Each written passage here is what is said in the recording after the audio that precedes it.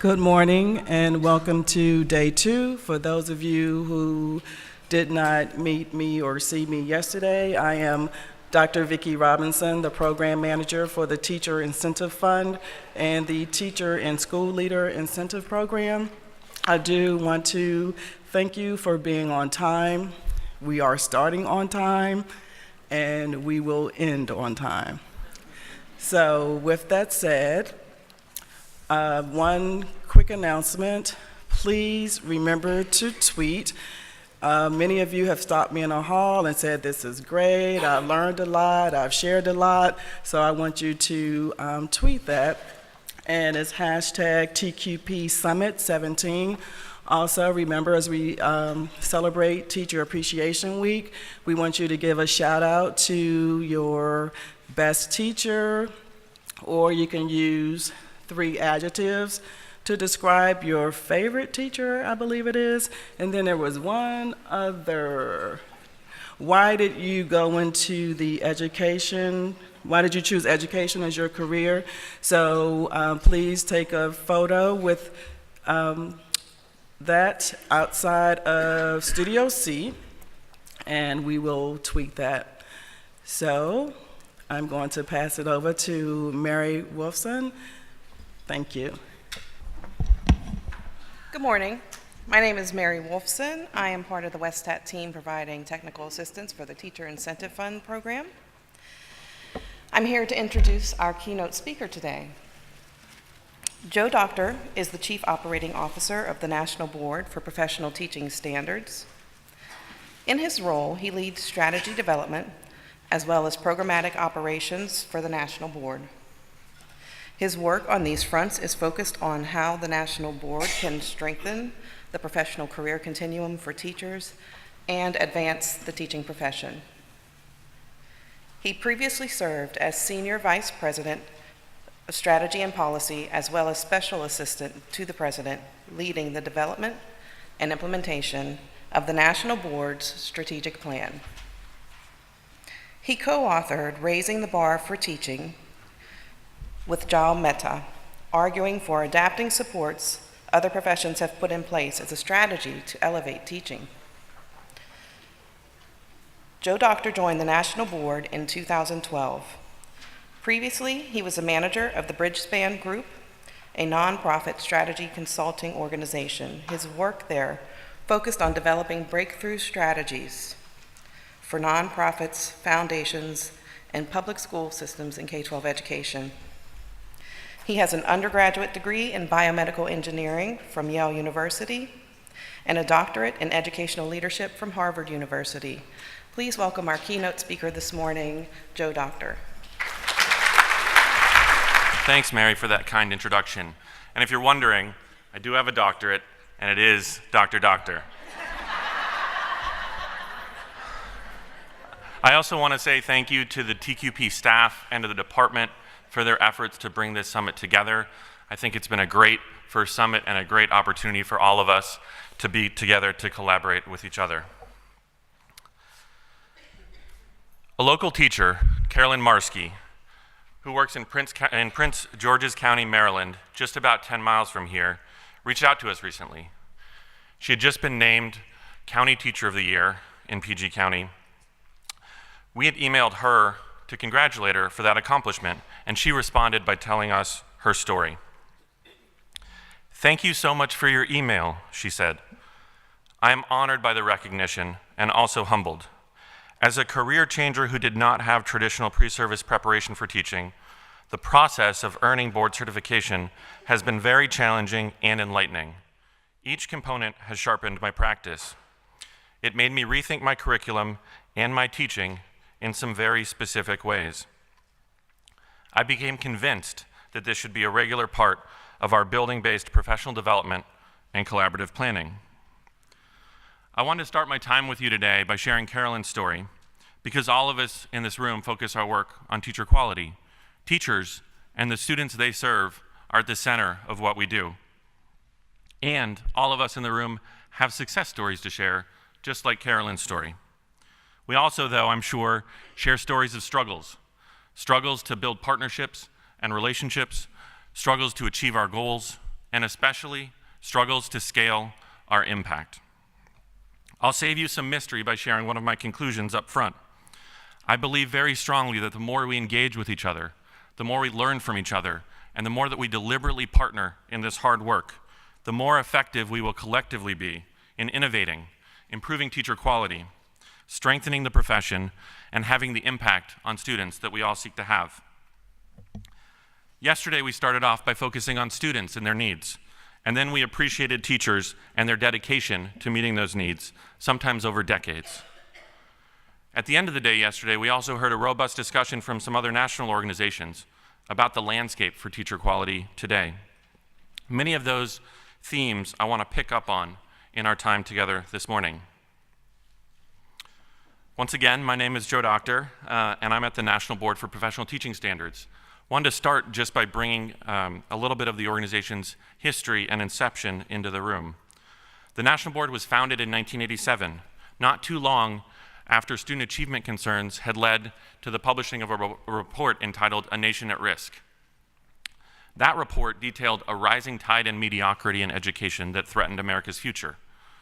In response, a cross-cutting group of stakeholders from across the education field came together to figure out a path forward.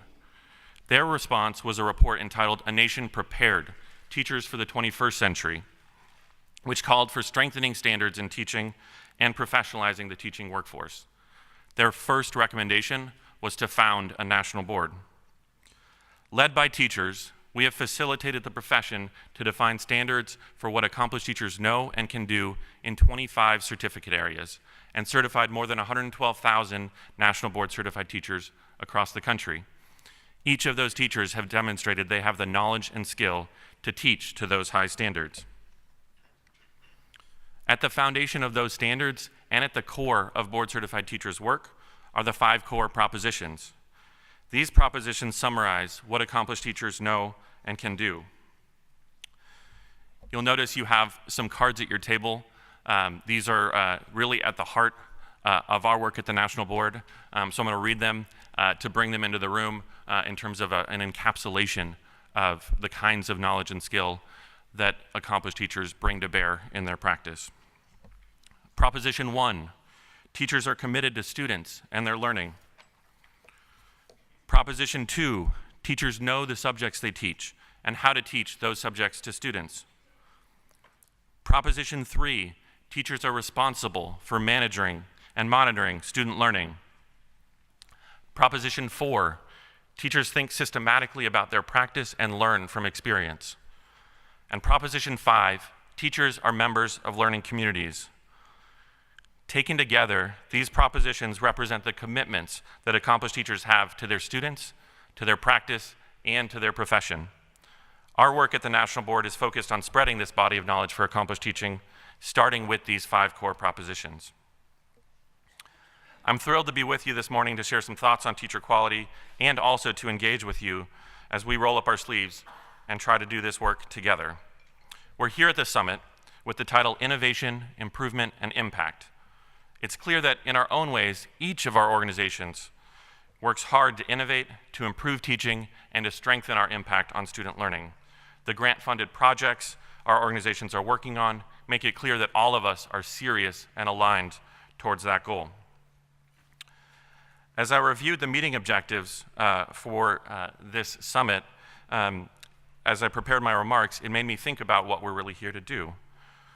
Those meeting objectives are to share strategies that enable students to achieve in our nation's highest need schools, and to ensure that all students have access to great teachers who can help them succeed.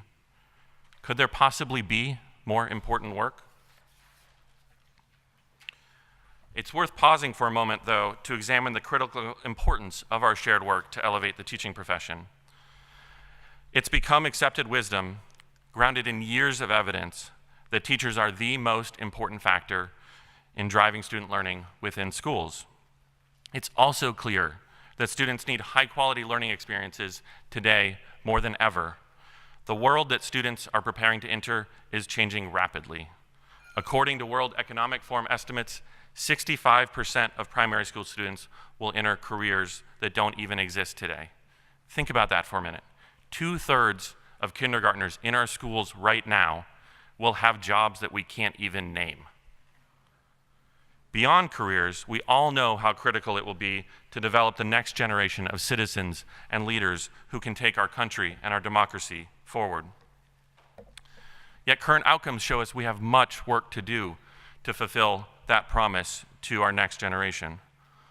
Only about 35% of high schoolers report that they're regularly engaged in high school. 1.2 million students drop out of high school each year, and 25% of freshmen don't graduate on time. Too many students don't acquire the post-secondary learning they'll need to succeed. Many of these rates are on the rise, which is fantastic news, but they're not rising fast enough to meet the need. And these outcomes all have serious equity gaps, with students of color and low-income students experiencing lower rates of success. We simply must do better for all of our students. Given the strong link between teaching quality and student outcomes, we have no choice but to elevate the teaching profession. We simply can't get to the student outcomes we seek any other way. So how, then, can we elevate teaching? How might we work to assure that every child in every school learns every day from an accomplished teacher? How might we build a profession that attracts great candidates, prepares them to be successful, supports their ongoing growth, and enables them to lead? In short, a profession with a strong career in teaching. How might we focus especially on teachers serving students with high needs, ensuring that the support is there for students that need it the most? How do we do these things? I think the first place we have to start is to look hard in the mirror and really look at the challenges the profession is facing today. There are tough challenges at every stage of a teacher's career. Many prospective teachers don't find teaching to be attractive enough. The ACT reports that only 5% of high school students are interested in a career in teaching. Support for pre-service and novice teachers often doesn't ground them in clinical practice and doesn't provide them with sufficient mentorship. More than 1/3 of new teachers report that they're not prepared to teach when they enter the profession. The school day and teachers' roles aren't structured to treat teachers as professionals and provide them with time for collaborative professional learning. Teachers often only have 3 to 5 hours a week for planning, a very small fraction of the time dedicated to collaboration and improvement that we see when we look at high-performing education systems around the world. Accomplished teachers often struggle to find leadership roles that don't require them to leave the classroom. More than half of teachers indicate an interest in leadership roles where they could continue teaching, at least part-time, but these hybrid roles are by far the exception rather than the rule. And of course, across the career, these challenges disproportionately affect teachers of color, and students with high needs often have teachers who lack these important supports the most. Rates of leaving the profession are higher for teachers of color, even as they represent a smaller proportion of the workforce. None of these challenges are new. They're probably familiar to many of us in the room, and they won't be easy to solve. They are wicked problems, and this is really hard work. But I do want to share some ideas with you about how we can tackle these challenges. You know as well as I do that these aren't just abstract policy issues, but these are real challenges that affect real students in real communities. In a few minutes, I'm going to give you a chance to talk at your tables, to share ideas, and start to get active. Before we do that, though, I want to lay out what our vision is at the National Board for how we might solve these problems by elevating the profession. Our conclusion is we have to build teaching into the true profession that it deserves to be, one that's seen as serious, as impactful, and led by the energy and ideas of expert practitioners in the field. I want to get technical for a minute. We often talk about teaching as a profession, but too often we don't stop to think about what those words actually mean. One place we can look is in the words themselves. The definition of a profession, according to Merriam-Webster, is, quote, a calling requiring specialized knowledge and often long and intensive academic preparation. I'll say it one more time. This was a late edition, so I don't have a slide for this one. The definition of a profession, according to Merriam-Webster, is, quote, a calling requiring specialized knowledge and often long and intensive academic preparation. I think we might amend that to add the word "and clinical" in terms of the preparation that professionals really need. So in that, we have a call out both to the knowledge base and to the ways in which people become professionals. Even more interesting is when we dig into the roots of the word. The etymology of profession comes from a Latin root, profitiri, which has as its core meaning, quote, to declare publicly. Think about that, to declare publicly.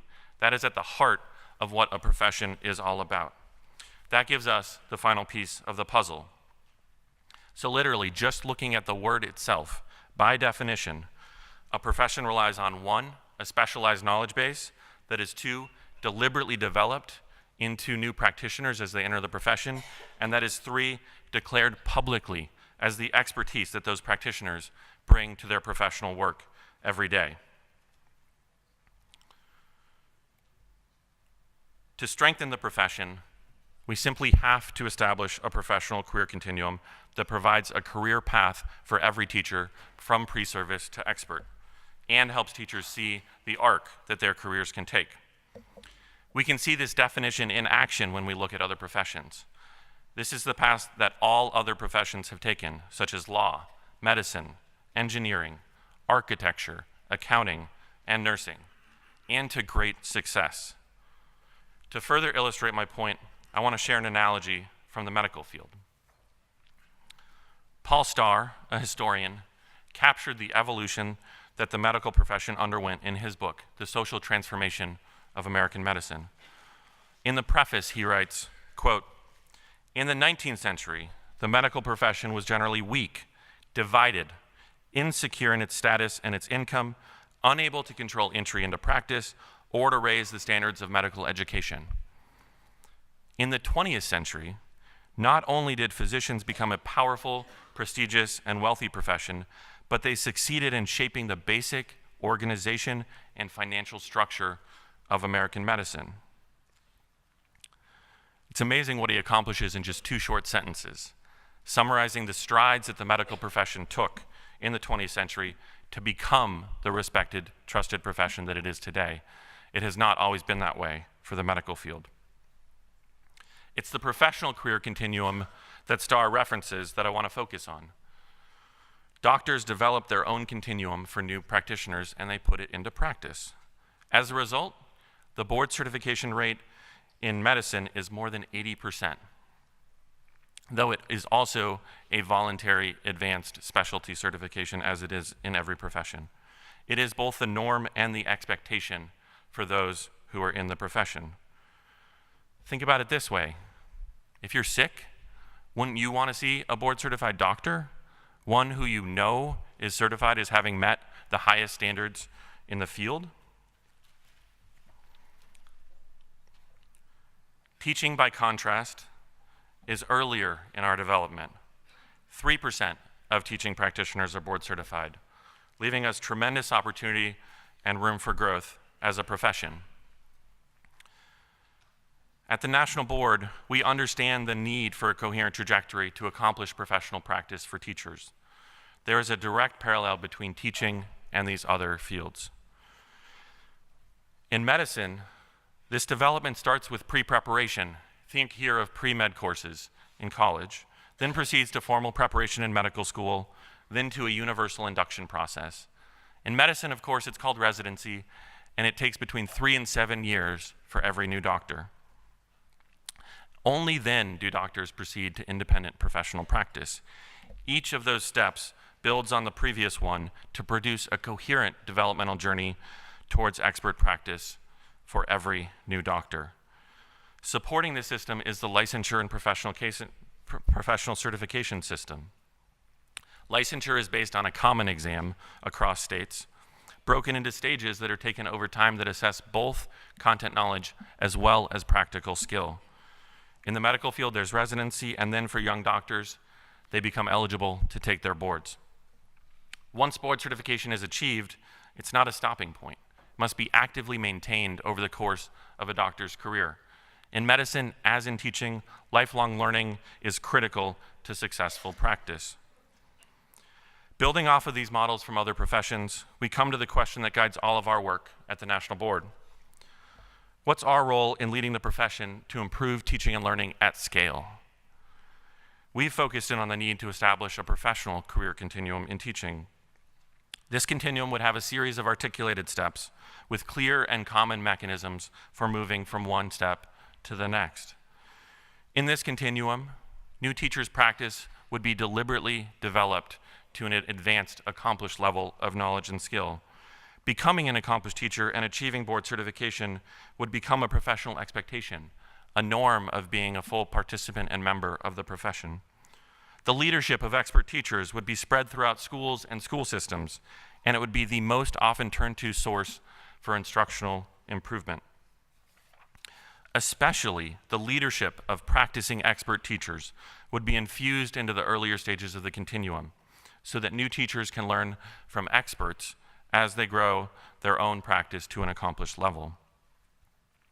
The result of codifying this continuum for teachers would be profound on the profession, with a strengthened career continuum delivering both higher levels of teaching quality and improving student learning so that all students are better supported. Though I use the medical field as my parallel, architects certify professionals, accountants do too. Yesterday on the panel, somebody mentioned that engineering is another profession that uses certifications in this way. This is a common strategy, and it's a strategy that works. Is there any parent who doesn't want an accomplished teacher for their child? Have you met that parent yet? This continuum also helps assure high quality and helps build credibility, respect, and prestige for teachers. In our work, we're seeing some great examples of what this continuum looks like in practice. It's not just a concept, but it's something that can be put into place at each stage of the continuum. At Central Washington University in Washington State, pre-service teachers are using the National Board's case library of board-certified teachers, known as Atlas, to dissect cases of accomplished teaching and to target the instructional skills they're working to develop so they're better prepared to succeed on the EdTPA licensure test they must pass. In San Francisco, novice teachers in the induction program are engaging with the 5 core propositions and with National Board standards, establishing a framework for their practice as it is beginning to develop. In Wake County, North Carolina, third-year teachers, or BT3s as they call them, are crossing the bridge towards professional practice by reflecting on their teaching against National Board standards and the architecture for accomplished teaching. Teachers with these experiences are deliberately developing into accomplished practitioners, and they will be ready to become board certified as soon as they are eligible. New models that support teachers to pursue board certification within school-based professional learning communities are spreading across the country. At one such school, Stanford Elementary in Clark County, Nevada, standards for accomplished teaching and the pursuit of board certification is spreading virally, with more than 45% of the faculty of the school who are current candidates for board certification. Through these approaches, teachers are building school communities that will improve student learning, support their own learning and collaboration, and retain them in the profession. I'm sure many of you are seeing the same, whether your work is focused on teacher preparation, teacher professional learning, teacher leadership, or school leadership. So now I want to invite you to have a short table conversation. I'll give you about 5 minutes, and I'll ask you to situate your work, the work that brought you to this summit, within this continuum, and ask you to dig into 2 questions. First, where does your current work focus within this continuum? And second, what connections to other parts of the continuum might be critical to accomplish the goals you have for your work? I'll bring everybody together back in 5.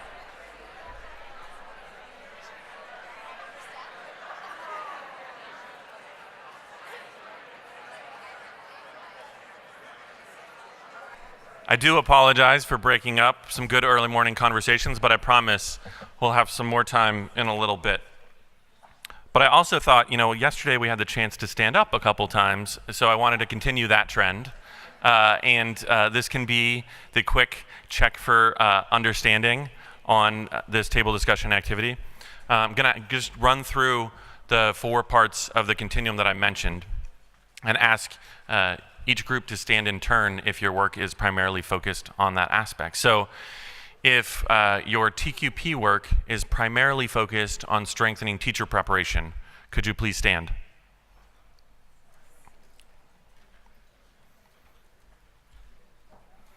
All right, thank you. You can have a seat. If your work is primarily focused on strengthening teacher professional learning for in-service teachers or other aspects of in-service teachers' work, please stand.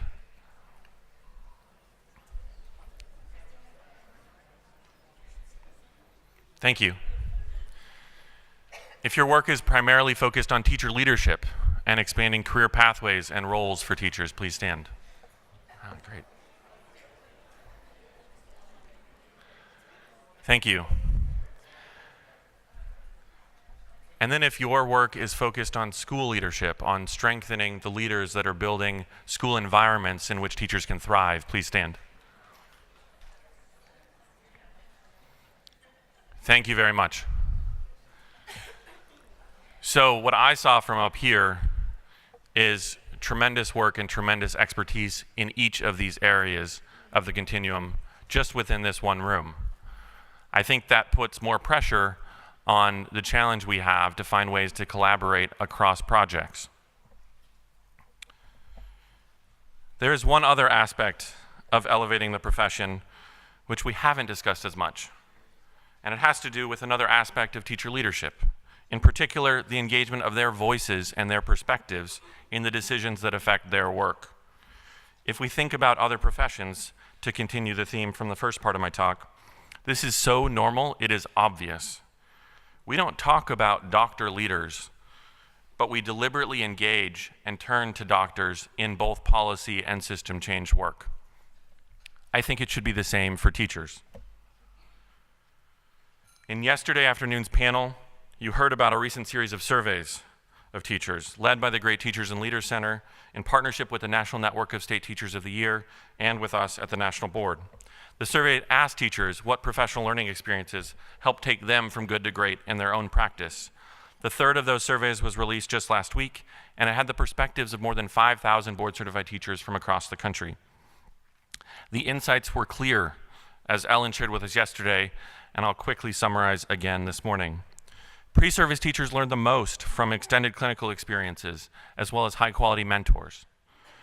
For novice teachers, effective school leadership and high-quality mentors were the most important, followed closely by common planning time. For career teachers, there was a strong appreciation for formal learning opportunities that were grounded in practice, like board certification, as well as for time to collaborate with peers. And for teacher leaders, serving as a mentor or coach not only retained them in teaching, but also helped them continue to improve their own teaching practice. Each of these findings gives further evidence to the need to build a career continuum. Beyond surveys of teachers, though, we can and we should listen to them directly. That's why I'm delighted to invite an accomplished teacher to share her thoughts with us now. Java Robinson is a board-certified teacher currently teaching the 2nd grade at Greenwood Elementary School in Montgomery County, Maryland. She has more than 2 decades of teaching experience, and she also works with Teach.org as a Teach ambassador to recruit more teachers of color and men into the profession. She's an active member of several local education organizations and a true teacher leader. Please join me in welcoming Java to the stage. Good morning. Please excuse me, my voice is a little scratchy right now, but thank you so much to Joe Doctor and Richard Clyde from National Boards for inviting me here this morning. And thank you everyone for having me. As Joe has mentioned, I've been teaching for 25 years, and I have vast experience in teaching elementary school in 3 different states. So I bring that experience with me. But with all of this, it has not been without some type of struggle. I've spent most of my years in Title I schools in New York and Georgia, and currently in Maryland, and then I now work in a suburban area. As a classroom teacher, I am excited to share my perspective on personal growth and my experiences also as a teacher of color. So what has been my personal growth in teaching? Well,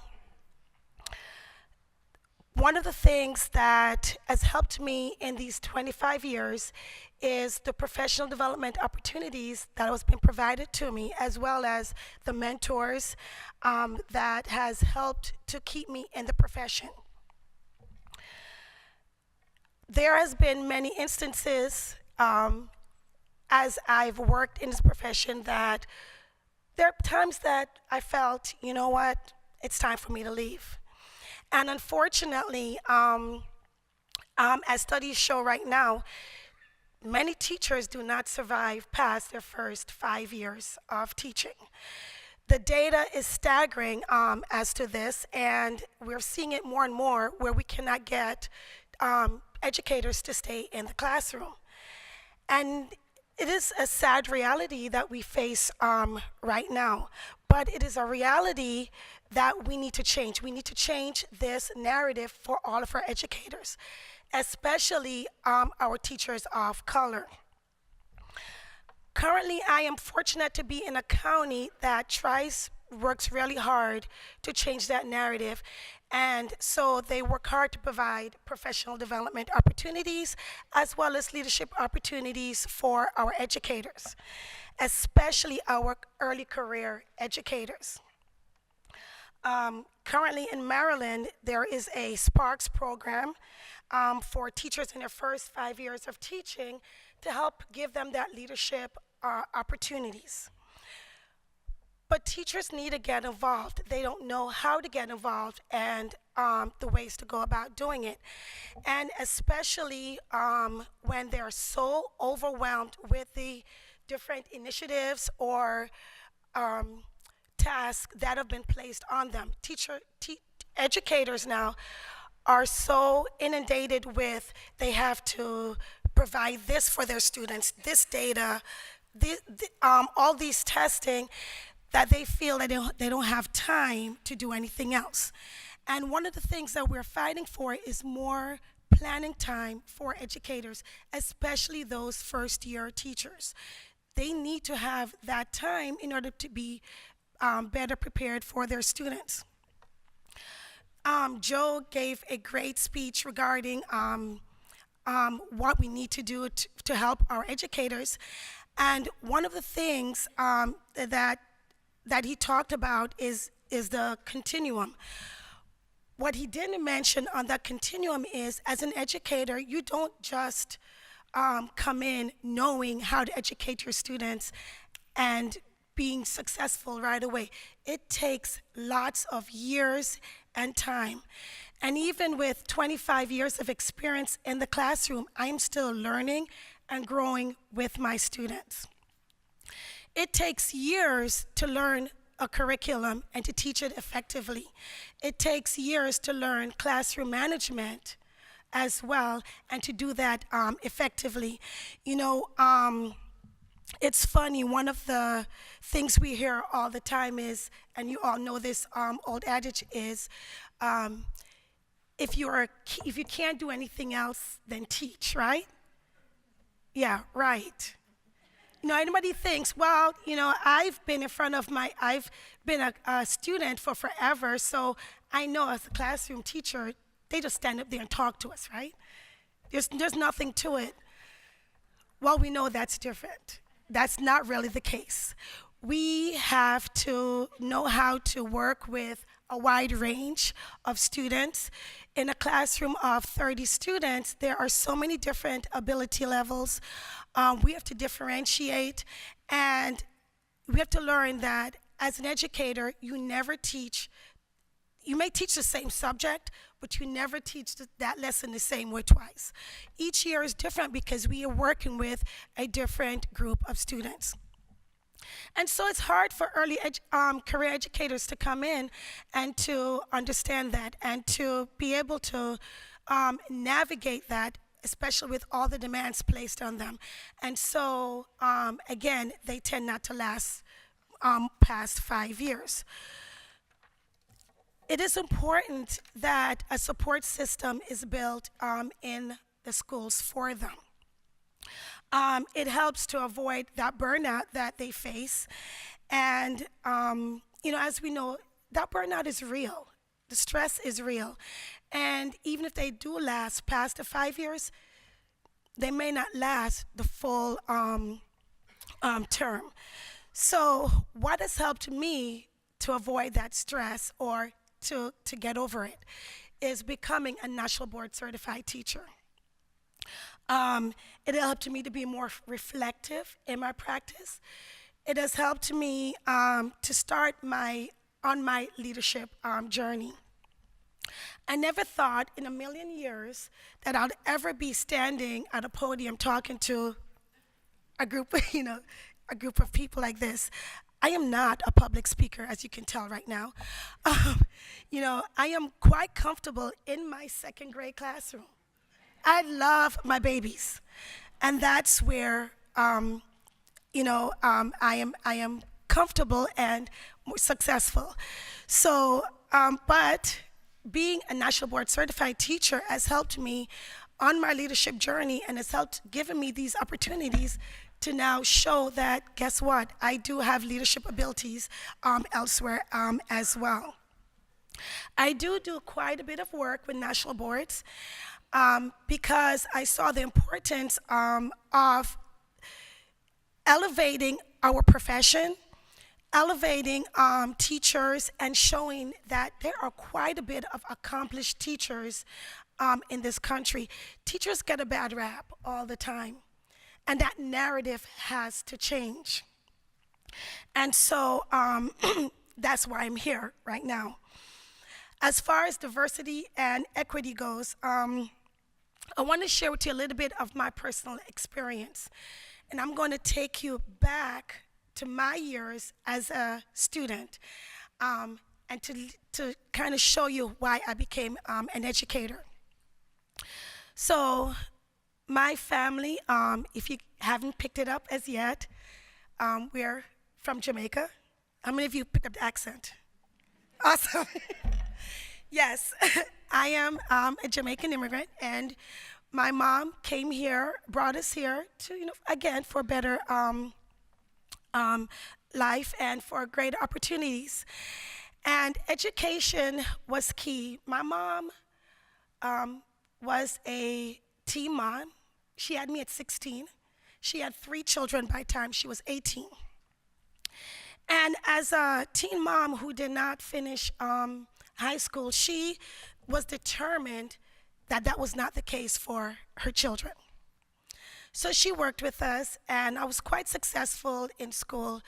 I was in the honors program throughout school and in high school, and received good grades. I had tons of teachers that supported me. They were not all teachers of color, but they supported me. I was a good student, and I behaved. So senior year, time to apply for colleges, I went and spoke to my counselor for help. My counselor by the way, my first time meeting her, looked at my grades, which were straight A's, and looked at me and told me,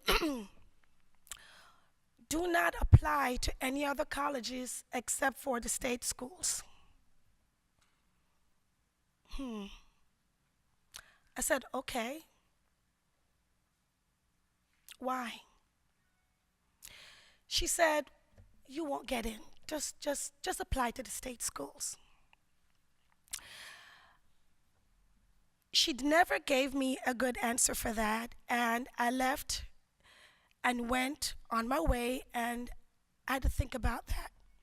And what I did was, for my own personal thing, is I looked back on the teachings of my mom, what she taught us, and also of those educators that were so, great in supporting me. And I decided to ignore this counselor, and I applied.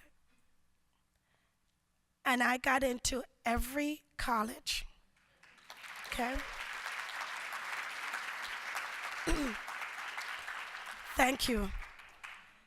The thing is, why did I share that story? I share that story because we have students of color sitting in classrooms who, one, they're not seeing teachers of color that they can look up to, but two, when they're then being told, don't do that, you can't, you won't be successful. For me, I hate being told what I can't do, okay? But not everyone is like that. So you are having kids who are being told, no, go ahead and do something else. That's better for you.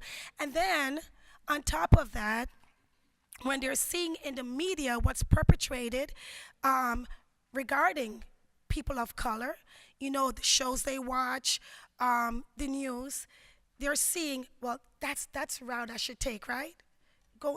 That there's nothing better for me. And we need to change the narratives. So why go into teaching? Teaching is not a good profession. I don't see teachers of color. Obviously, that's not something that's for me, right? And so they don't take that route. So we need to change that because there's a lot of inequities in the way teachers of color are treated and the way students of color are treated. And and so we need to, again, change that narrative and help to shape our students, so that they can aspire to greater things, and also to see this teaching profession as something that they can aspire to, so that they can then help shape the lives of others. I have been successful in my work as a teacher for the past 25 years. There have been times where I felt that I could have been more successful, that I could have been of greater impact, and that's why I chose to work in Title I schools. I later on, when I had children of my own, I later changed and now was working in a suburban area only because I had to think about what was best for my family. I had a big commute, and that wasn't working well for my family. But there are students of color in those schools as well. Currently in my school, there are only 2 of us teachers of color, and it has not been easy being in that school. I remember when I was hired for the position, my principal at the time, who's not a woman of color, but she was determined to diversify the school. And when she interviewed me, she didn't have a position at the time, but she said to me, okay, I really want you to come to my school, but I have a warning for you. She said, I want you to think about this. You're not blonde-haired and blue-eyed, okay? You're going to have a really hard time at this school. And I was like, I blew it off at the time. I'm like, what are you talking about? Because she wasn't blonde hair or blue-eyed either. So I'm like, what are you talking about? She said, okay, think about it. She later called me for the position when the position opened up, and she said, did you think about what I said? I said, I did. And she said, are you sure you want to do this? And I said, yeah. And so I went on board. And I have to tell you, those first few years were tough. They were tough. I was grilled constantly. My Jamaican accent now became a problem. All at the time, again, she brought in teachers of color. They all left. Okay? I stayed, again, because it was what was best for my family at the time. And over the years, I've learned how to deal with this. But what we find is teachers of color need that support system. It is tough working in some of these areas. It is tough not to be, because you're a teacher of color, not to be placed in only the worst schools or that's where you need to be, because that's where all the students of color are. It is tough to be seen that you can make a difference in the life of every student, okay? And that to not to be have to constantly prove yourself that you're just as accomplished a teacher as your counterpart. So teachers of color need that support system, and we need to do a better job of giving it to them. Along with losing teachers in their first 5 years, we lose minority teachers at an even greater rate during that time. And we really, can't afford to do so, especially when our schools are becoming so much more diverse. We really need those teachers in those schools to be able to empathize and work and support those students. We need minority teachers. Sorry, lost my place here. But anyway, I do have very strong feelings about being a minority teacher and helping teachers of color be successful in schools, as you can see. So bear with me on that. But it doesn't matter if you're a teacher of color or not. We always need teachers that's going to be help our students to be successful, all students to be successful. We need teachers that will be able to help young and teachers to be successful. As part of my work with national boards, I help to recruit and teachers in all discipline to become certified, to show that they are accomplished. I really work a lot with recruiting minority teachers because I do want to make sure that they're elevated in the profession.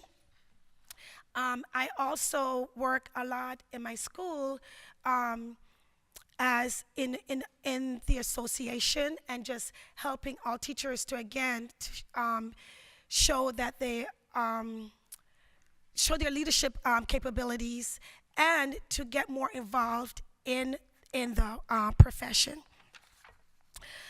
I care deeply about my students, and I care deeply about a strong teaching profession. Thank you for having me.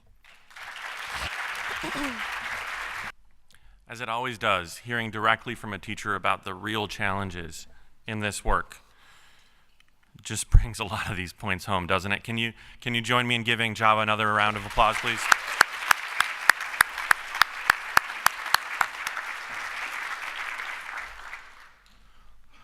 I want to turn now to the question of changes in society, and especially how schools are transforming to meet the needs of the 21st century. But the model I want us to consider takes place outside of the US. Countries around the world are remodeling their education systems to produce both higher achievement and greater equity than what we have here in the States. How are they doing this? There's no single solution, but across these global success stories, the policies they're putting in place ensure that high-quality teaching takes place in every classroom, in every school, for every child. A new book by a leading researcher in our field, Linda Darling-Hammond, is an international comparative study of high-performing education systems and how they shape teaching quality.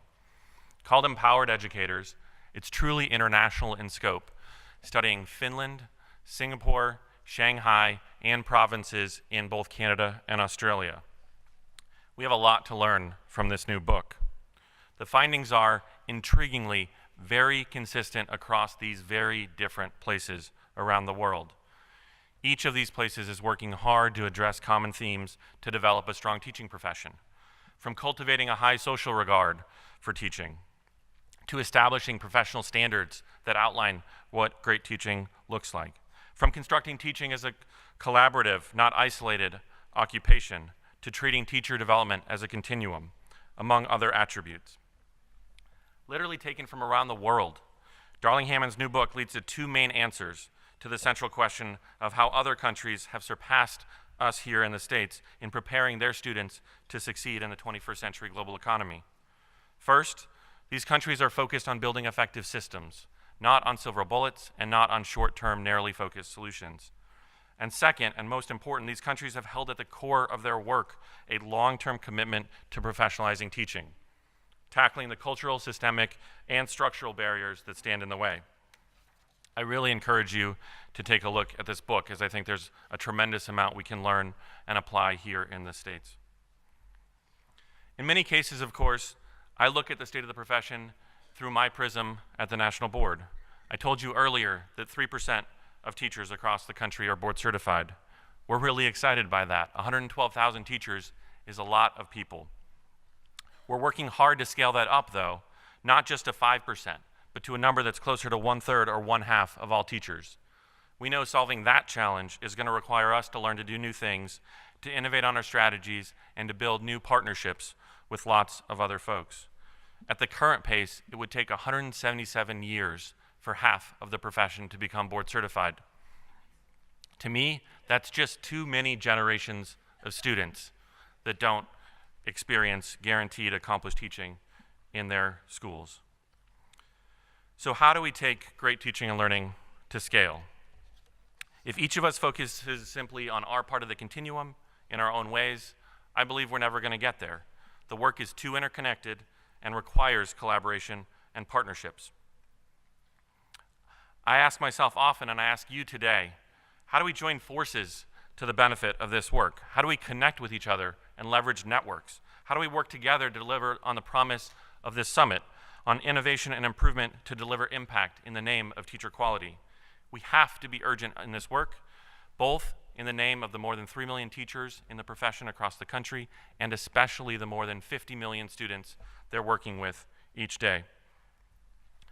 When I think about how this might happen, how we might build this profession, I think about one of my heroes in the field. Ron Thorpe, who was president of the National Board until he passed away several years ago, said this: "No profession ever sprang like Athena, fully formed from the head of Zeus." He was a Latin teacher. "Professions are more like Michelangelo's figures, waiting to be released from a great hulk of stone." Each enterprise that we now consider a profession is a result of a mighty and sustained struggle, the work of many who chiseled away until the profession emerged. As I mentioned with medicine, the story took 100 years. So what can I do to help turn the hulk of stone into a true teaching profession? What can we do collectively to accelerate our chiseling and more rapidly elevate this profession into what it deserves to be? I certainly don't have all the answers, but I offer to partner with any and all of you in this work and roll my sleeves up right alongside. If we're successful, it's likely that a historian, maybe Starr's counterpart, will one day be writing about the social transformation of American education and how, in the 21st century, teaching blossomed into the profession it is meant to be. With that, I want to turn it back over to you for another table conversation, and then we'll have a little bit of time for some idea sharing in the whole group. So at your tables, 2 more questions. The first one, what's one idea you have for how we could accelerate our collective work to elevate the profession over the next year? And 2, more immediately, what's one way you can connect with others over these 2 days to accelerate this critical work? In about 5 minutes, we'll reconvene and we'll have some mics available for you to share your ideas. All right. I only want to stop that conversation long enough for us to bring it into the room as a whole group. So we have some mics that are available, and really this is just an open floor. Would love to hear your thoughts and ideas on these last 2 questions. We probably have about 7 or 8 minutes. We're going to stop promptly at 9:45. But who would like to kick us off with some of their reflections? And they have teachers in their district. She's going to have, by the end of 4 years, 4 teachers? 7 teachers board certified. We have none. And Louisiana has had quite a few. So in reference to number 2, we're going to connect with them and go to the website. We work with 16 campuses, about 176 teachers, and by the end of our TIF 5, we would like to have at least one in every campus. So thank you so much for helping us elevate the profession. 'Cause we think this is Fantastic, thank you.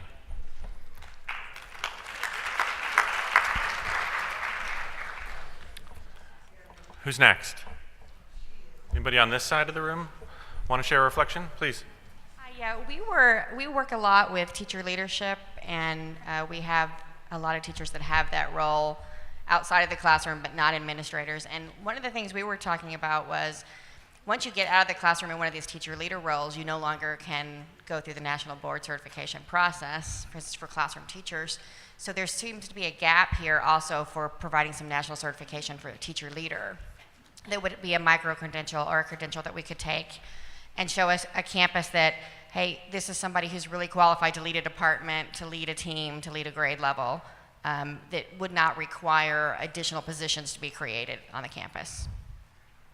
That's a great point. I think we're at a space right now where there's a lot of energy and innovation in that space, but not quite, a national consensus on what those teacher leadership roles should look like, what the knowledge and skills are you need. Hopefully it's a place we can move. I think, just to call back to other professions, nursing is a really interesting place to look, where they've built out that career ladder through professional certifications and then really use that to strengthen the role of nurses within the medical system.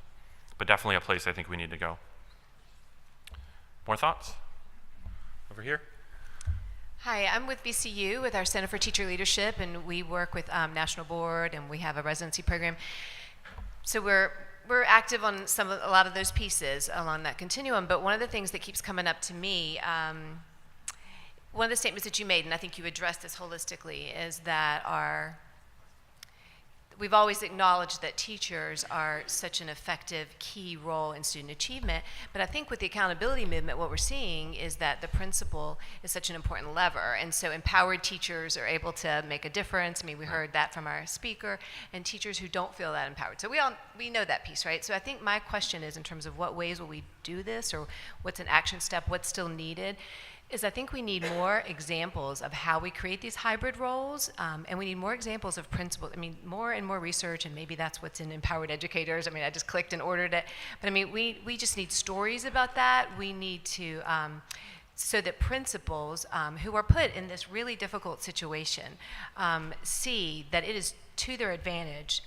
They start to see the results, that the end goal that they want to get to happens when they empower teachers.